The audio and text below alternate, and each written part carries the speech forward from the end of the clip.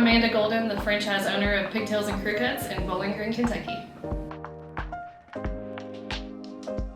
We have been open since June of 2023. We started the process in fall of 2022. When we first started the idea of opening a kids' hair salon, of course we just Googled kids' hair salons and kind of got a list together of ones that we were interested in, talked to a few, but the moment that I talked to Pigtails Crewcuts, there was a connection right away.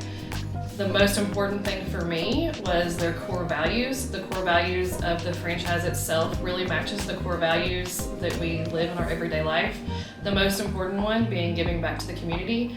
My husband's a full-time employee of a nonprofit, and I've been very involved in nonprofits for a very long time in Southern Kentucky, and so the fact that we could have a business that also gave back to our community at the same time, and it was important to the company as a whole and not just us, really touched us directly and just made the connection for us, made it feel like the right place. I really enjoyed the flexibility that we have, being able to get to know my staff but not necessarily have to be there every second of every day is important with my 2 little children at home. I also love being in the salon, and I love playing with the kids when they're in there and helping them pick out a toy from the treasure chest. So I like just the flexibility of it, but also being in there, and then again giving back to our community is important as well.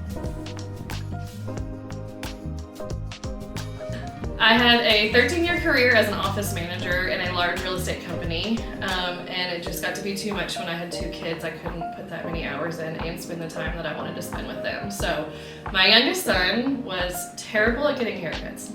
When I say terrible, I mean really bad.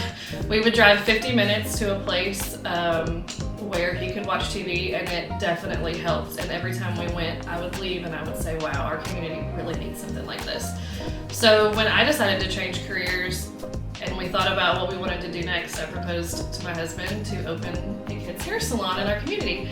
And he, of course, was like, what? Because he was not the one taking our child to get the haircut. So once I kind of showed him the websites and how it worked, he was on board and told me that he supported me 100%. So that's when we started reaching out to places and talking, and it just kind of evolved from there. It's been great. I am a semi-absentee owner of our salon.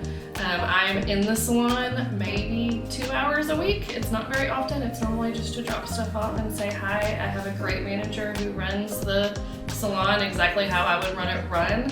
I do spend a lot of time doing marketing out in the community, so even though I'm not necessarily in the salon that much, I do enjoy getting out in the community and doing the marketing part of it. It gives me a lot more flexibility to be with my kids when I need to be with my kids, and still be a full-time realtor on the side and keep that business growing as well.